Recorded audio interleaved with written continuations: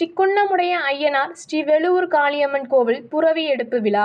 புதுக்கோட்டை மாவட்டம் அறந்தாங்கி சட்டமன்ற தொகுதிக்கு உட்பட்ட ஆவுடையார் கோவில் தாலுகா வெள்ளூர் ஸ்ரீ காளியம்மன் ஸ்ரீ குன்னமுடைய ஐயனார் திருக்கோவில் புரவி எடுப்பு விழா அதி விமர்சையாக நடைபெற்றது.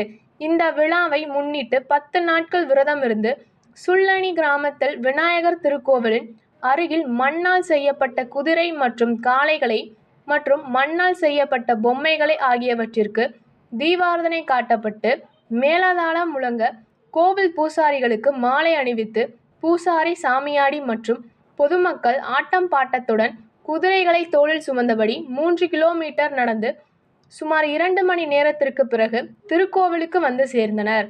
திருக்கோவிலுக்கு எதிர்ப்புறம் குதிரைகளை வைத்து கற்பூரம் காண்பித்து பொதுமக்கள் சுவாமி தரிசனம் செய்தனர். வருடா வருடம் நடக்கும் இத்திருவிழாவில் ஏராளமான பொதுமக்கள் கலந்து கொள்வது வழக்கம்.